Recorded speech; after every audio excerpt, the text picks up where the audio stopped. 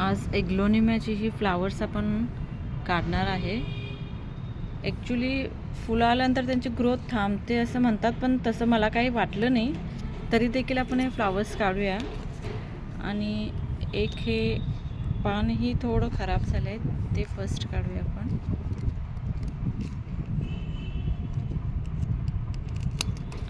हे पान काढलो, मग नंतर ही 2 फुलं आले त्याला, पण याची ग्रोथ पण चांगली आहे. असं काही नाही की फुलं आले म्हणून माझं ग्रोथ थांबलं आहे झाडाचं.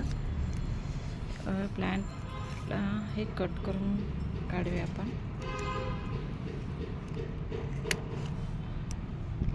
2 आहेत. ॲक्च्युली जेव्हा हे एग्लोनिमा प्लॅन्ट हॅप्पी होतं आहे त्यावेळी याला फ्लावर्स येतात. मग आता हॅप्पी प्लॅन्टचे फ्लावर्स काढायचे म्हणजे त्यांना अनहॅप्पी करण्यासारखं आहे. बघा, हे 2 एक फ्लावर रेडी झालेला आहे.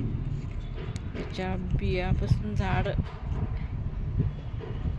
करायचं आहे. आणि हे अजून मी छोट्या पॉटमध्येच लावलेलं आहे, कारण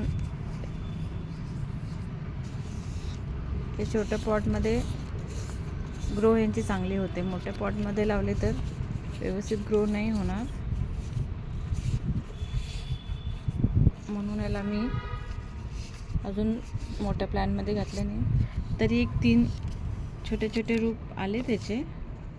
बघा, हे बघा, म्हणजे फ्लावर होतं तरीही ग्रोथ होते याची. असं नाही की फ्लावर आले म्हणून ग्रोथ नाही होणार. फ्लावर हॅपी प्लॅन्टनाच फक्त फ्लावर्स येतात, मोस्टली येत नाही आहेत. त्याच्यामुळं काय फ्लावर्स काढायची गडबड करू नका. थोडा वेळ राहू दे त्यांच्याजवळ, ते